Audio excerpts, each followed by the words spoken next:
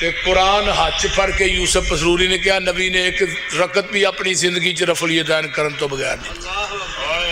ہن بھی میں وضو کر کے مسجد چ وڑ کے قرآن پڑھ کے کہہ رہا کہ میرے نبی نے اپنی زندگی چ ایک رکعت بھی رفع الیدین کرن تو بغیر نہیں پڑھی. سبحان اللہ. یہ سوال کیا جاتا ہے کہ تم شیخ عبد القادر جیلانی کو مانتے ہو، اپنے آپ کو قادری کہتے ہو، اور پھر ان کی طرح نماز رفع الیدین کر کے نہیں پڑھتے، بغیر رفع الیدین کے پڑھتے ہو. قادری کیسے مانتے ہو؟ اس کی طرح وضاحت. بخاری شریف سے حدیث سناتا ہوں. اگر نبی کریم علیہ السلام نے یہ فرمایا ہے کہ نماز ایسے پڑھو جیسے غوث پاک کو نماز پڑھتے دیکھا ہے تو ٹھیک ہے، لیکن اگر نبی پاک نے یہ فرمایا ہو کہ نماز ایسے پڑھو جیسے میں مصطفیٰ کو نماز پڑھتے دیکھا ہے، پھر ہم کہیں گے تمہیں شرم نہیں آتی نبی پاک کا دامن چھڑا کر تم ہمیں غوث پاک، ادھر تم ولیوں کو مانتے نہیں ہو اور ادھر ہمیں دھکے سے ادھر سے چھڑا کر ادھر لگانا چاہتے ہو. بھائی بخاری کی حدیث ہے، نبی کریم علیہ الصلوۃ والسلام نے ارشاد فرمایا صلو کما رأیتمونی اصلی.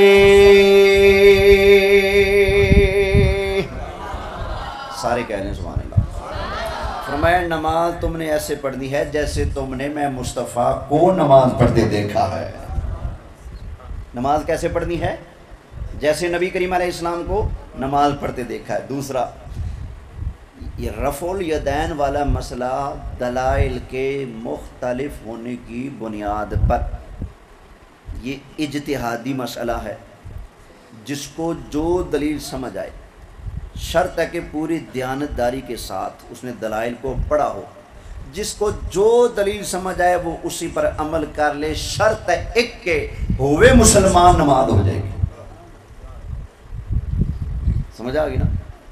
ہو مسلمان، اگر اس کی سمجھ میں وہ دلائل آتے ہیں جن میں رفع الیدین کرنے کا ذکر ہے، ہو مسلمان گستاخ، بے ادب، درود پاک کی توہین کرنے والا، میلاد پر زبان چلانے والا، یا رسول اللہ سن کر طبیعت منہ بگاڑنے والا نہ ہو، نبی پاک کا عاشق ہو. اگر رفع الیدین کر کے نماز پڑھے گا پھر بھی ہو جائے گی، لیکن بہتر ہے نہ کرے، کیونکہ یہ وہ عمل ہے جو نبی پاک علیہ السلام نے کیا بھی ہے چھوڑا بھی ہے.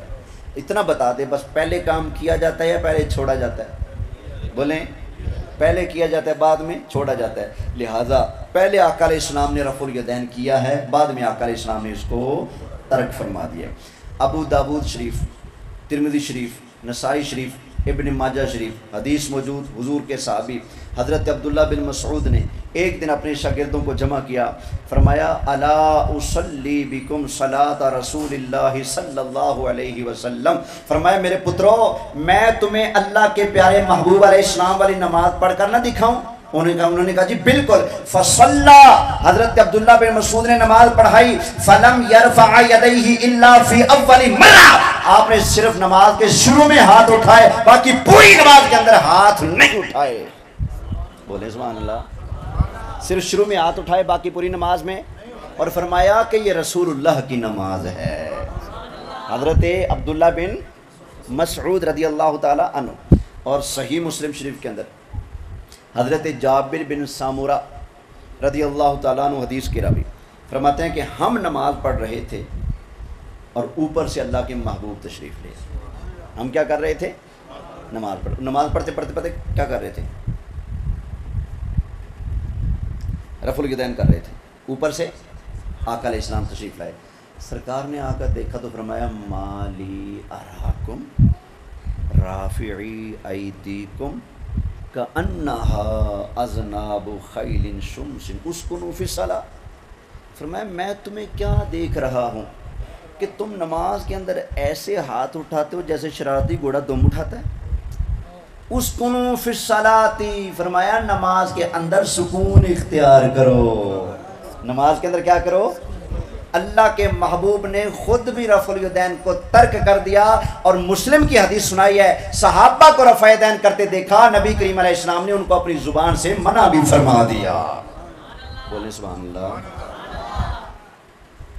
تو حضرت غوث پاک کی ہم تقلید نہیں کرتے، ہم تقلید کرتے ہیں حضرت امام اعظم ابو حنیفہ رحمۃ اللہ علیہ کی. اور ان کی تحقیق یہی ہے کہ رفع الیدین آقا علیہ السلام نے ترک فرما دیا تھا. رفع الیدین کی جو منسوخ حدیث ہے ان کو تو حضور غسل اعظم بھی پڑھا تھا، تو پھر آپ کیوں کرتے ہیں؟ میں نے بتایا نا کہ یہ دلائل کی بنیاد پر، دلائل کے مختلف ہونے کی بنیاد پر فروعی اجتہادی مسئلہ ہے. غوث پاک رضی اللہ تعالی عنہ جس امام کی پیروی کرتے تھے اس امام کے نزدیک وہ دلائل زیادہ مضبوط ہیں جن میں رفع الیدین کرنے کا ذکر ہے. ہم امام ابو حنیفہ کو فالو کرتے ہیں. امام ابو حنیفہ کی تحقیق اور علم کی روشنی میں وہ دلائل زیادہ مضبوط ہیں جن میں رفع الیدین چھوڑنے کا ذکر ہے. یہ وجہ ہے. مطلب اگر کوئی حضور غسل اعظم کو نظر رکھ کے اگر کوئی رفع الیدین کرتے تو ہم اس کو منع نہیں کر سکتے. رفع الیدین غوث پاک کی سنت سمجھ کے تو نہیں نہ کرنا، وہ تو اللہ کے محبوب کی سنت سمجھ کے کرنا ہے اگر کرنا بھی ہے تو. لیکن ہم نماز میں کرتے ہیں الحمدللہ، ہم ہر نماز میں رفع الیدین شروع میں کرتے نہیں. یہ رفع الیدین یہ شروع میں اللہ اکبر.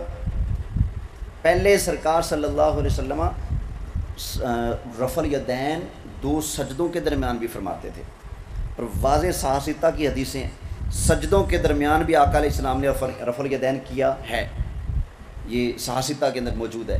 لیکن وہابی کیا سجدوں کے درمیان رفع الیدین کرتا ہے؟ نہیں کرتا. حالانکہ حدیث آئی پڑی ہے نہیں کرتا. کیوں؟ وہ کہتا ہے جی یہ چھوڑ دیا. ہم کہتے ہیں جیسے وہ چھوڑ دیا ایسے ہی رکوع آتے جاتے بھی سرکار نے چھوڑ دیا تھا. وعلیکم السلام ورحمۃ اللہ.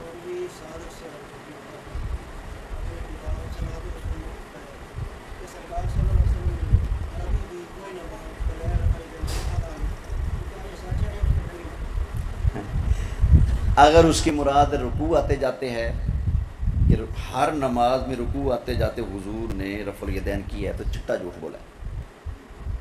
اگر اس کی مراد یہ 2 نمبری کر رہا ہے، مراد یہ والی لیتا ہے تکبیر تحریمہ والا رفع الیدین، تو پھر ٹھیک بات کر رہا ہے، بات ٹھیک ہے لیکن دھوکہ دے رہا ہے. سمجھ آ گئی نا؟ وہ والی مراد لے کر پھر دھوکہ دے رہا ہے. پسرور کا ایک مولوی ہے یوسف پسروری، اس نے تقریر کے اندر قرآن سر پہ رکھ کر کہا، کہتے ہیں جی اللہ کی قسم ہے نبی پاک علیہ السلام نے ایک نماز بھی رکوع آندیا جاندیا رفع الیدین تو بغیر نہیں پڑھی. ایک بندہ صحیح والدہ اس نے میرا تے پسروری دا رابطہ کرا تھا. میں کہا پسروری صاحب روپیہ 5 لاکھ انعام دیاں گا تو ایک صحیح حدیث پڑھ جدے وچ یہ لکھیا ہوئے کہ نبی پاک نے پوری زندگی رکوع آندیا جاندیا ہر نماز دا رفع الیدین کیتا ہے. فقیر 5 لاکھ انعام بھی دے گا، رفع الیدین بھی کرے گا، توڑی بیعت بھی کرے گا، توڑے ہاتھ بھی چومے گا. وہ کہنا جی میں قسم چکی. میں کہا قسماں نال تے مسئلے ثابت نہیں ہوندے نا، یہ تو میدان ہے دلیلاں دا. نالے ویسے بھی قسم ادو ہوندی جدو بندے کول دلیل نہ ہوئے. جدو دلیل ہو تو کہندا یار گواہ دکھنی پر سو رب دی میرے کول قسم لے لو میں سچا. جب دلیل نہ ہو پھر ہی قسم ہوتی ہے نا. نبی کریم علیہ السلام فرماتے ہیں البینۃ علی المدعی والیمین علی من انکر. اللہ کے محبوب علیہ السلام نے فرمایا جو دعویٰ کرے گا وہ دلیل دے گا، اور قسم تو وہ دے گا جس کے خلاف دعویٰ کیا جا رہا ہے. بھائی دعویٰ تمہارا ہے ساری زندگی رفع الیدین کا، اور دلیلیں دے رہے ہو قسم سے.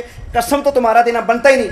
قسم تو وہ دے جس کے خلاف دعویٰ کیا جا رہا ہے، وہ دے گا. دعویٰ کرنے والا قسم نہیں اٹھاتا. میں کسی پر دعویٰ نہیں کر سکتا، اللہ کی قسم اٹھا کر کہتا ہوں وہ بندہ چور ہے. شریعت کہتی چپ کر، دعویٰ کرنے والا گواہ پیش کرتا ہے، قسم وہ دے گا. تو میں بھی کہتا ہوں پسروری چپ کر، دعویٰ تیرا ساری زندگی کا. البینۃ علی المدعی آمنہ کے لال کا فرمان ہے جو ہے. اچھا میں نے کہا جی مولوی صاحبہ قسم تو میں چک دیاں گا. قسم نہ نہیں تو دلیل دے میدان چاہے ایک حدیث پیش کر بس. پھر صم بكم عمي فهم لا يرجعون.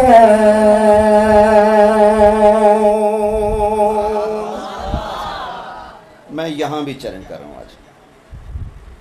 ضد والا مسئلہ تو ہے نہیں، لیکن چونکہ لوگ ہماری نماز کو خلاف سنت کہتے ہیں اس لیے میں کہہ رہا ہوں ہماری نمازوں کو خلاف سنت کہنے والوں اور ممبر پر بیٹھ کر قرآن سر پہ رکھ کر قسمیں کھانے والوں، تمہارا تو رائٹ بنتا ہی نہیں قسم کھانے کا. نبی پاک نے تمہارے سے میں دلیل لگائی ہے، فرمایا جو دعویٰ کرے وہ دلیل دے. قسم وہ دے جس کے خلاف دعویٰ ہو رہا ہو. ٹھیک ہے نا؟ وہ بھی تب جب اگلے کے پاس دلائل نہ ہوں. میں کسی پر چوری کا الزام لگاؤں اور گواہ بھی ہیں تو اب میری مانی جائے گی. میرے پاس گواہ نہیں ہے پھر شریعت کہے گی چل یار دعویٰ اس کا ہے تیرے خلاف، چل تو قسم دے دے، اگر سچا ہے تو قسم دے دے۔ اگر میرے پاس گواہ موجود ہے کہ فلاں بندہ چور ہے، شریعت اگلے کو قسم اٹھانے کا بھی حق نہیں دیتی، چپ، ادھر گواہ موجود ہے۔ توجہ ہے بھائی، وہ تو قسم تو اینڈ والا آخری سٹیج ہے قسم والی، جس پر تم بھاگ کر پہلے چلے جاتے ہو۔ توجہ ہے، سمجھ آ گیا کچھ؟